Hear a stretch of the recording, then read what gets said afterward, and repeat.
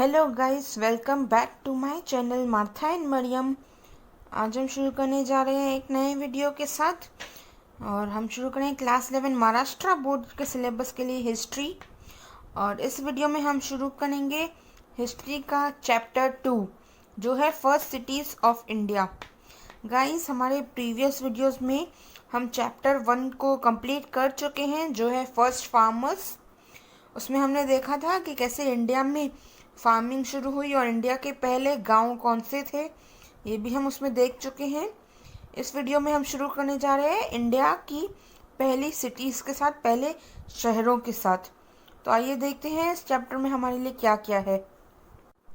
So guys, आज के हमारे इस चैप्टर में हमारा मेन फोकस होगा हड़प्पन सिविलाइजेशन के ऊपर। मैंने आपको पहले भी बताया कि इस चैप्टर में हम पढ़ने वाले हैं इंडिया की फर्स्ट सिटीज़ के बारे में। तो इंडिया की जो फर्स्ट सिटीज़ थी वो इसी सिविलाइजेशन में डेवलप हुई थी। हड़प्पन सिविलाइजेशन को इंडस वैली सिविलाइजेशन भी कहते हैं क्योंकि ये इंडस रिवर के पास इस्टेब्लिश हुई थी। हिंदी में इसे सिंधु घाटी सभ्यता कहते हैं। तो आज का हमारा मेन फोकस इसी को स्टडी करने का है। तो आइए शुरू करते हैं। सो गाइस, शुरू करते हैं कंटेंट्स ऑफ द चैप्टर के साथ। सबसे पहले हम ये देख लेते हैं कि इस चैप्टर में हमारे लिए क्या क्या है। तो जो सबसे पहली पॉइंट है वो है discovery of Harappan civilisation.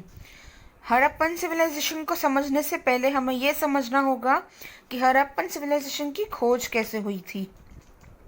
Second है कैरेक्टरिस्टिक्स ऑफ हड़प्पन सिविलाइजेशन। किसी भी जगह की कोई खास बात ज़रूर होती है और हड़प्पन सिविलाइजेशन क्योंकि एक बहुत पुरानी और सब इंडिया की पहली सिविलाइजेशन है तो उसमें भी कुछ खास बात ज़रूर थी। तो हम उनकी खूबियों को पढ़ेंगे, यानी कि उनके फीचर्स को भी पढ़ेंगे। तीसरा है major sites of Harappan civilisation. Major sites में हम उन लोकेशंस के बारे में पढ़ेंगे जो हड़प्पन सिविलाइजेशन के लिए बहुत इम्पोर्टेंट है, यहाँ से इम्पोर्टेंट बनाती हैं। चौथा है inter relation of villages and towns. हमारे प्रीवियस लेक्चर में हमने पढ़ा था कि विलेजेस कैसे बने थे। इस लेक्चर में हम देखेंगे टाउन्स के बारे में। लेकिन विलेजेस और टाउन्स के बीच में जो इंटर रिलेशन है, जो एक इनडायरेक्ट रिलेशन है, हम उसे भी समझेंगे। फिफ्थ है trade and administration. Previous videos में हमने देखा था कि नियोलिथिक एज में ट्रेड एंड ट्रांसपोर्ट कैसे होता था और एडमिनिस्ट्रेशन और ऑर्गेनाइजेशन कैसे थी।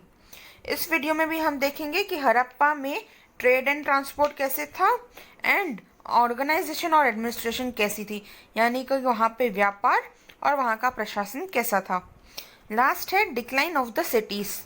हमने जब अपना प्रीवियस वीडियो एंड किया तो हमने उसमें देखा कि विलेजेस को शहरों में डेवलप किया जाता है, लेकिन अब ये शहर डिक्लाइन कैसे होते हैं, यानी ख़त्म कैसे होते हैं, वो अब हम इस वीडियो के एंड में देखेंगे, या यूँ कह लीजिए कि इस चैप्टर के एंड में देखेंगे।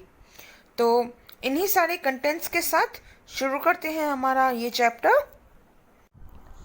शुरू करते हैं हमारी first point discovery of Harappan civilisation के साथ। यहाँ मैंने ब्रैकेट में नॉट एग्जिस्टेंस लिखा है।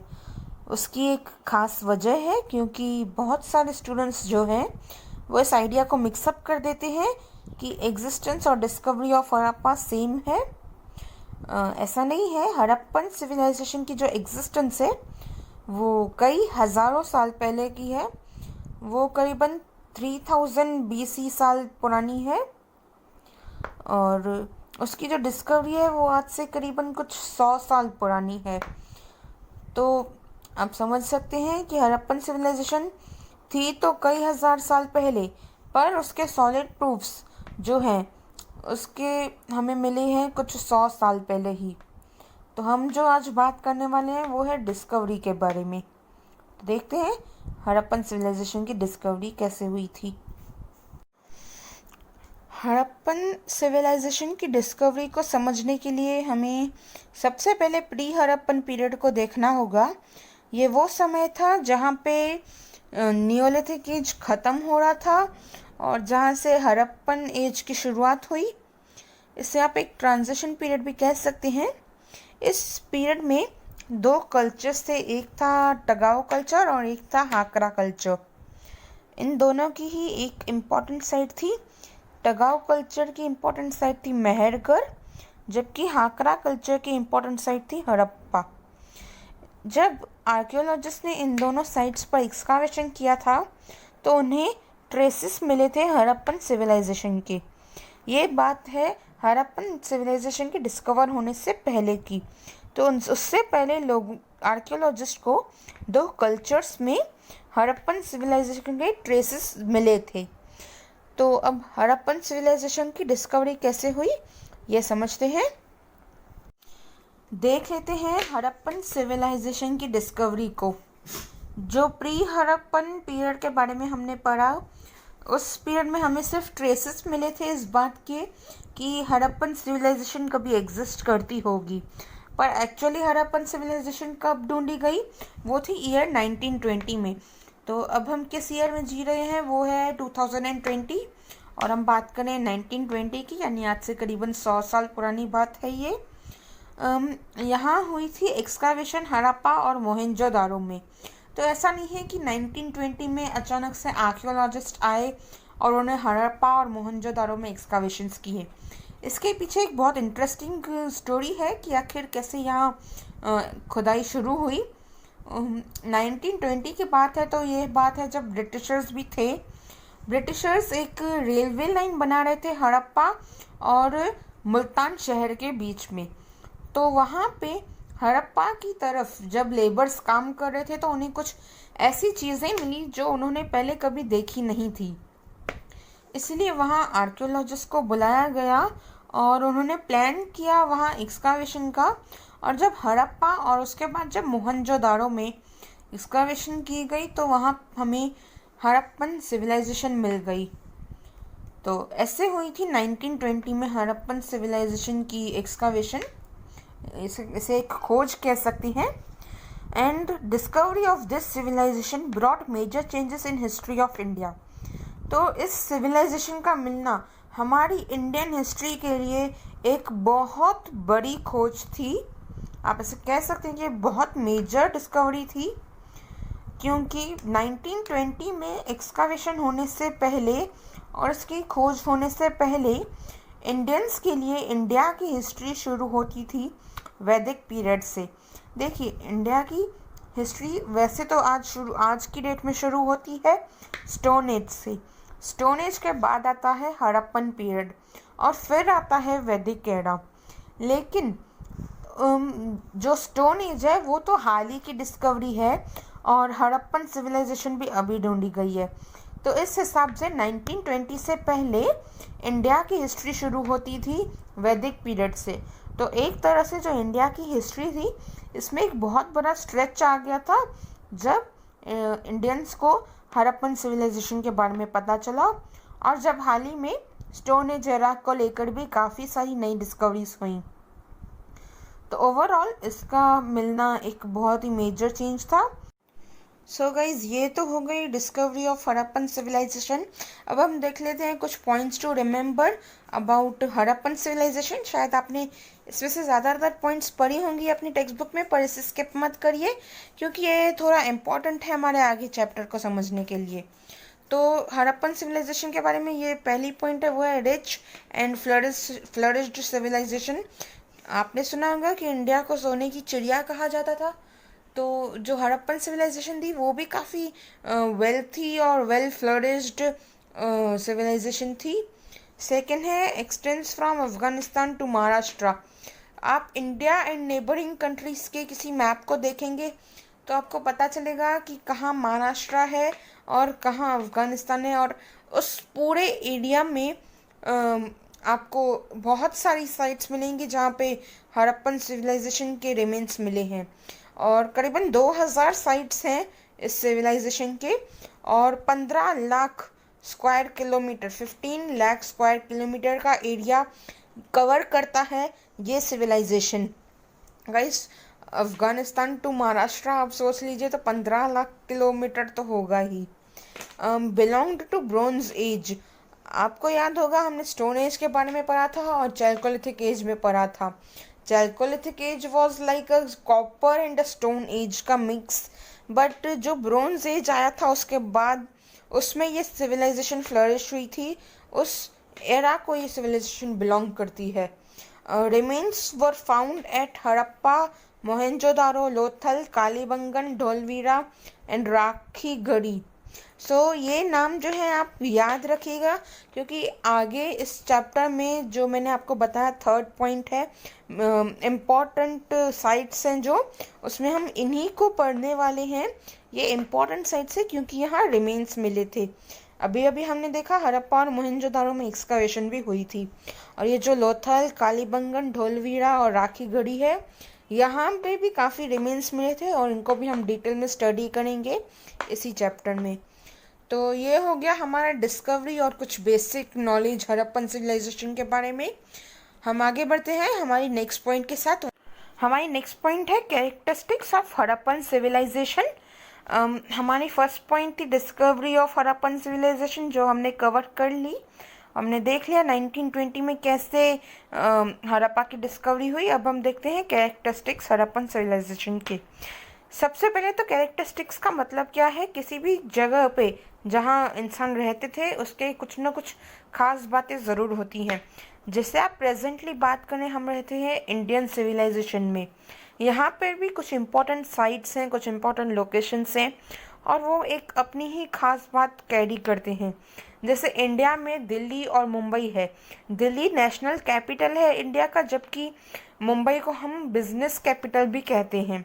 उसी तरह से हड़प्पन सिविलाइजेशन में जैसे मोहनजोदारो था, हड़प्पा था, इन सब लोकेशंस पे कुछ ऐसी खास बातें थी जो जिन्हें हम स्टडी करेंगे। तो देखते हैं कि हड़प्पन सिविलाइजेशन के वो कैरेक्टरिस्टिक्स या वो खास बातें क्या थी।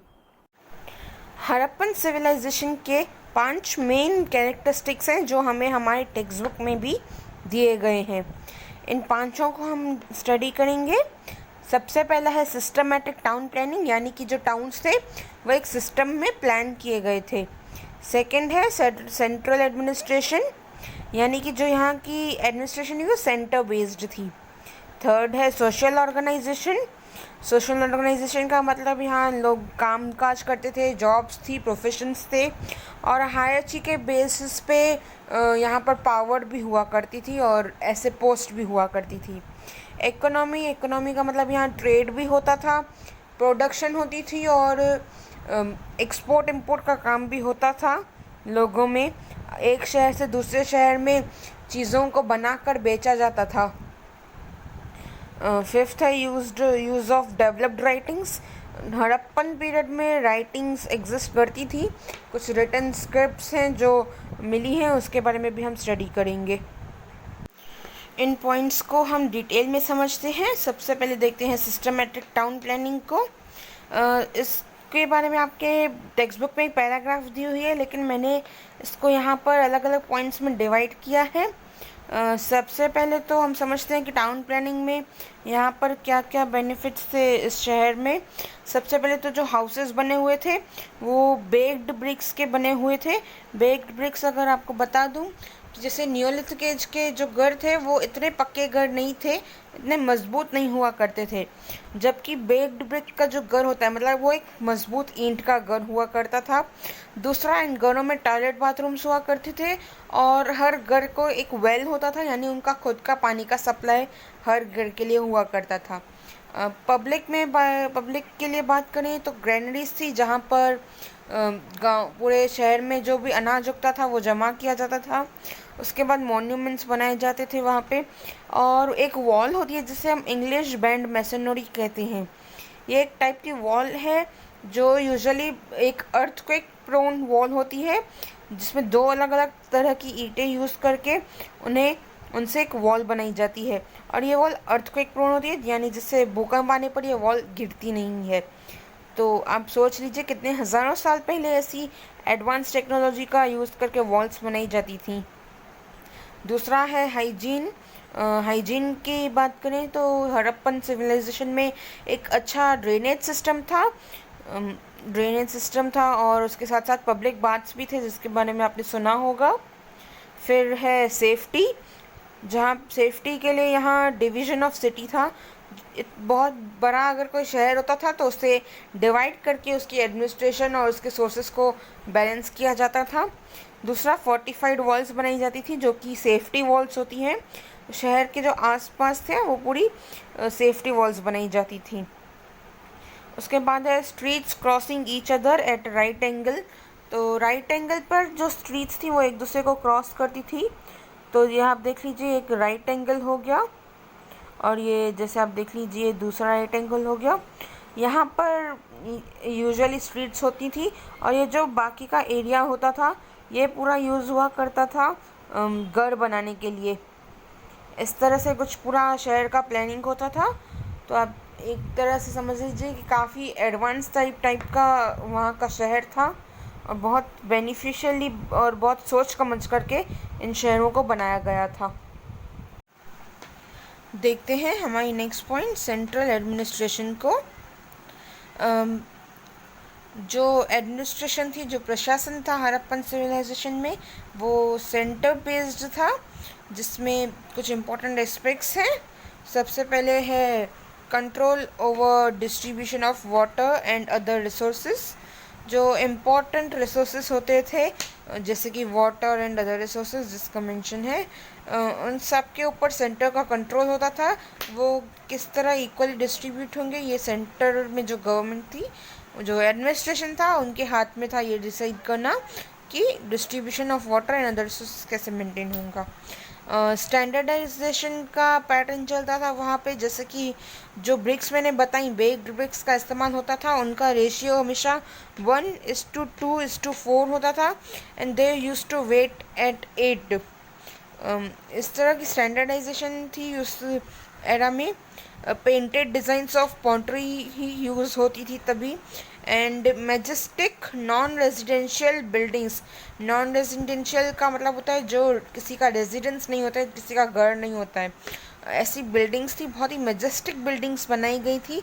और ये एडमिनिस्ट्रेटिव ऑफिसेस थी, जैसे आज एडमिनिस्ट्रेटिव ऑफिसेस में जीएसटी की ऑफिस है, आयकर भवन की ऑफिस है, वैसे ही अलग अलग एडमिनिस्ट्रेशन ऑफिसेस होती थी जो बनाई गई थी उस वक्त एडमिनिस्ट्रेशन कंट्रोल के लिए। तो ये बहुत ही सिंपल सा प्रोसेस था ये एडमिनिस्ट्रेशन का उनका। मूव करते हैं हमारी नेक्स्ट पॉइंट पे। एडमिनिस्ट्रेशन के बाद हमारी थर्ड पॉइंट है सोशल ऑर्गेनाइजेशन। सोशल ऑर्गेनाइजेशन का मतलब वहाँ की सोशल लाइफ, लोगों का लाइफस्टाइल वगैरह कैसा था ये हम देख लेते हैं। सबसे पहले तो सोसाइटी में सोशल हायरार्की थी based on position of power. Hierarchy का मतलब होता है अगर कोई आज किसी पावरफुल पोजीशन पे है और अगर उस पोजीशन पे हायरार्की अप्लाई की जाए तो उस इंसान के बाद उसके बेटे ही वहाँ उस पोजीशन पे बैठेंगे। ऐसा एक हायरार्की प्रोसेस होता है। हायरार्की थी सोसाइटी में हड़प्पन सिविलाइजेशन की, और हर पोजीशन के लिए हायरार्की नहीं थी, कुछ ही पोजीशंस के लिए थी। ये बेस्ड था on different positions with different powers. अलग अलग क्लासेस थे स्किल्ड आर्टिस्टियंस के सोसाइटी में, और कई सारे इंडिविजुअल्स थे जो क्राफ्ट में स्पेशलाइजेशंस थे। एंड देन लोगों में बिलीफ भी था और रिचुअल भी था, मतलब लोगों की आस्था भी थी और उनके कुछ परंपराएं, कुछ रिचुअल्स भी वो लोग किया करते थे। आर्टिफैक्ट्स या आर्किटेक्चर जिसमें हम मूर्तियों को और मंदिरों को देख सकते हैं, ये प्रूव करते हैं कि लोगों का कोई भगवान पर या एक सुपर नेचुरल पावर पर बिलीव हुआ करता था। यूजुअली वो लोग सन गॉड को पूजा करते थे। उसके बाद है ritual of burial after death was found. बहुत सारी डेड बॉडीज मिली एक सिस्टमेटिकली बरीड की हुई, जैसे कि कोई शमशान हो। इससे पता चलता है कि एक रिचुअल था, उन लोगों के अंदर बिलीफ था कि सिस्टमेटिकली लोगों को मरने के बाद बरी किया जाना चाहिए, और ये ऐसे उनका पता चलता है सोसाइटी में लोगों की जो लाइफस्टाइल थी वो कैसी थी। यानी वहाँ पर बड़ी पोजीशंस भी थी, पावर्स भी हुआ करती थी लोगों को, उन पावर्स के साथ हायरार्की भी थी। सोसाइटी में आर्टिस्टन्स रहते थे, क्राफ्ट्समैन रहते थे, लोगों के अंदर बिलीफ था, लोग रिचुअल्स फॉलो करते थे, मंदिर बनाते थे, मूर्तियाँ बनाते थे। तो ये है सोशल ऑर्गेनाइजेशन। हमारी फोर्थ पॉइंट जो है हमारे कैरेक्टरिस्टिक्स में वो है इकोनॉमी की।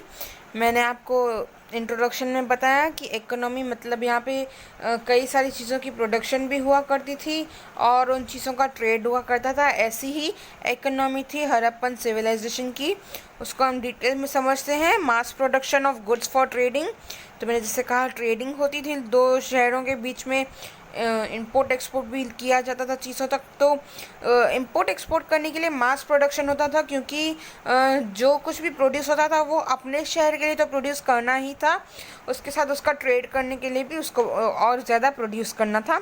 तो एक तरह से मास प्रोडक्शन यानी लार्ज स्केल प्रोडक्शन होती थी चीज़ों की। अब वो चीज़ें क्या थी? वेल शेप्ड ब्यूटीफुल पॉट्स थे और मैनी शेप्स ऑफ बीड्स थे। हमने नियोलिथिक एज के ट्रेड में भी पढ़ा था कि काफ़ी इनिशियली ही पॉटरी मेकिंग और बीड मेकिंग का काम शुरू हुआ था, तो उसी में थोड़ी एडवांसमेंट्स आई थी। जो पॉट्स बनाए जाते थे वो अभी काफ़ी अच्छे से डेकोरेट किए जाते थे, पेंट किए जाते थे और बहुत ही वैरायटी ऑफ शेप्स उन्हें दी जाती थी। और ऐसा ही बीड्स के साथ भी था। पहले जैसे प्लेन बीड्स बनते थे, अब उसी में और भी ज़्यादा क्रिएटिविटी आने लगी, बहुत एडवांसमेंट्स आने लगी और उसमें भी नई नई शेप्स इंट्रोड्यूस होने लगी। ऑब्जेक्ट्स जैसे मेटल के बनाए जाते थे। मैंने बताया था कि न्यूलिथिक एज के बाद चैल्कोलिथिक एज भी आता है और हड़प्पन सिविलाइजेशन खुद ब्रॉन्ज एज का समय में एग्जिस्ट करती थी। तो इसमें मेटल तो अवेलेबल था इस एरा में, और मेटल जैसे कि गोल्ड, सिल्वर, कॉपर और ब्रोंज का इस्तेमाल करके अलग अलग ऑब्जेक्ट्स बनाए जाते थे और उन ऑब्जेक्ट्स को ट्रेड में दिया जाता था। मास प्रोडक्शन जैसे कि मैंने कहा होती थी, तो उसके लिए मास प्रोडक्शन के लिए हमें फैक्ट्रीज़ की ज़रूरत होती है। तो जो फैक्ट्रीज हुआ करती थी वो शहर के एक पर्टिकुलर पार्ट में ही हुआ करती थी, और जहाँ फैक्ट्रीज़ हुआ करती थी वहाँ रेजिडेंस क्वार्टर्स हुआ करते थे, जहाँ पर आर्टिसंस जैसे कि पॉटर्स हो गए या बीड मेकर्स हो गए या ये जो ऑब्जेक्ट्स बनाने वाले जो आर्टिस्ट थे, ये सब जो इस फैक्ट्री में काम किया करते थे वो उसी फैक्ट्री की तरफ बने हुए रेजिडेंशियल क्वार्टर्स में रहते थे। ये इन रेजिडेंशियल क्वार्टर्स को और फैक्ट्रीज़ को शहर के एक ही तरफ बनाने का इम्पोर्टेंट मकसद ये था ताकि जो शहर में ट्रेड है और जो प्रोडक्शन है उसमें एक कंसिस्टेंसी रख सके। जैसे पूरे शहर में अलग अलग जगहों पे ऐसा ना हो कि अलग अलग चीज़ें प्रोड्यूस होती हैं। शहर के एक ही तरफ सारी प्रोडक्शन होगी और वहीं से सारा दूसरे शहरों को भी जाएगा और अपने शहर को भी आएगा। तो इसी तरह से प्लान करके इन्होंने फैक्ट्रीज़ बनाई थी, क्वार्टर्स बनाए थे और बहुत ही वेल फ्लरिश्ड ट्रेड था इस एरा में। तो ये तो हो गई हमारी फोर्थ पॉइंट इकोनॉमी की। हम लोग अपनी जो हमारा कैरेक्टरिस्टिक हड़प्पन सिविलाइजेशन के लिए है वो है use of developed writings. Harappan period तक आते आते जो इंसान थे उन्होंने स्क्रिप्ट्स से उन्हें समझ में आने लगी थी, राइटिंग करने लगे थे लोग, लैंग्वेज का इस्तेमाल करते थे और इंस्क्रिप्शंस और राइटिंग्स मिली हैं हमें सील्स पे, जो हमें आर्कियोलॉजिस्ट के थ्रू एक्सकवेशंस में मिली थी। उन सील्स पे वर्ड्स लिखे हुए हैं अलग लैंग्वेजेस में, उस पर इंस्क्रिप्शंस की गई हैं। कहीं किसी पे जानवरों की इंस्क्रिप्शन है, किसी पे बुल की इंस्क्रिप्शन है, कहीं हॉर्सेस की है और कहीं डोंकीज़ की इंस्क्रिप्शंस की गई हैं कॉइन्स और सील्स पे। उसी तरह से राइटिंग्स भी की गई हैं उन कॉइन्स और सील्स पे, पर जिस लैंग्वेज में वो इंस्क्रिप्शंस हैं वो लैंग्वेज अभी तक अननोन है। ये पता नहीं है किसी को कि वो कौन सी लैंग्वेज का इस्तेमाल किया करते थे। So the language is still unidentified. तो ये थी हमारी 5 इम्पॉर्टेंट पॉइंट्स, हमारे 5 कैरेक्टरिस्टिक्स हड़प्पन सिविलाइजेशन के। इसी के साथ हमारी 2 पॉइंट्स ख़त्म होती हैं। हमारी फर्स्ट पॉइंट थी डिस्कवरी ऑफ हड़प्पन सिविलाइजेशन और उसके बाद हमारी पॉइंट थी कैरेक्टरिस्टिक्स ऑफ हड़प्पन सिविलाइजेशन। तो इस वीडियो में हम फ़िलहाल सिर्फ यही 2 पॉइंट्स को कवर कर रहे हैं। इस चैप्टर की बाकी की जो रिमेनिंग पॉइंट्स हैं उन्हें हम हमारे नेक्स्ट पार्ट में कंटिन्यू करेंगे। अगर आपको ये वीडियो अच्छा लगा तो हमें कमेंट सेक्शन में ज़रूर बताइएगा, और तब तक के लिए सब्सक्राइब कर लीजिए मेरे चैनल को, क्योंकि और नए वीडियोस आते रहेंगे।